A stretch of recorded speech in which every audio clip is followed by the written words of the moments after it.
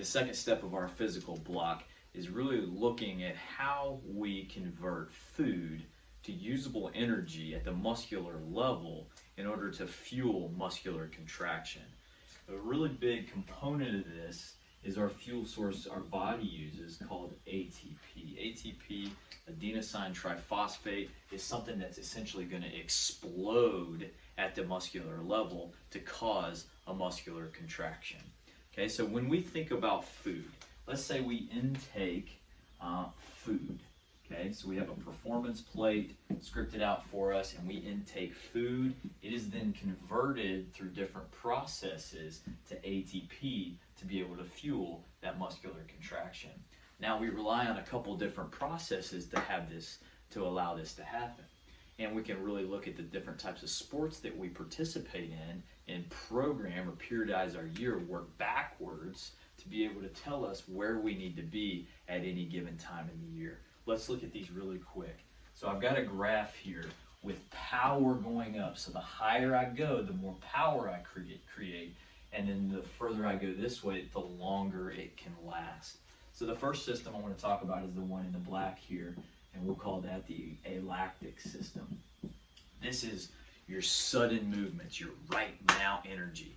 Okay, so sprints, throws, jumps, big explosive type movements fall right here. Notice, very powerful, doesn't last very long.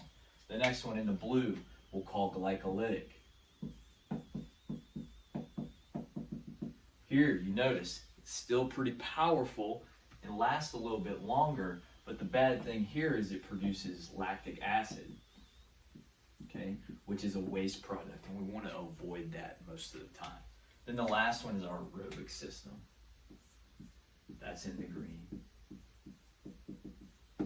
Okay, our aerobic system doesn't produce a ton of power right now in the moment, but you're going to see that it really lasts a long time.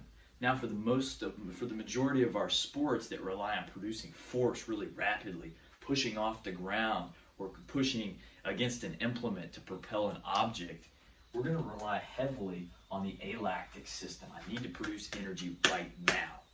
Okay? In order to use this and to refuel it really quickly, it can be really beneficial to also train and work in the aerobic zone. They're somewhat complementary of one another.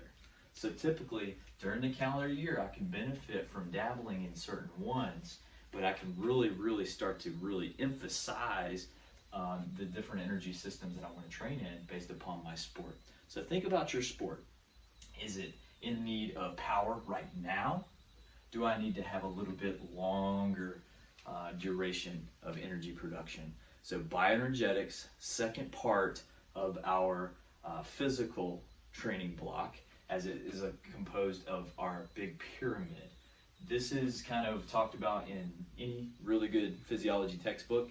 A big reference here that I would really recommend is Joel Jamieson's text. It really simplifies this down within an MMA setting, but it really allows us to understand how things work together, how they're all operating at one given time, but how we can actually train each one of these to maximize our physical block as it relates to fueling.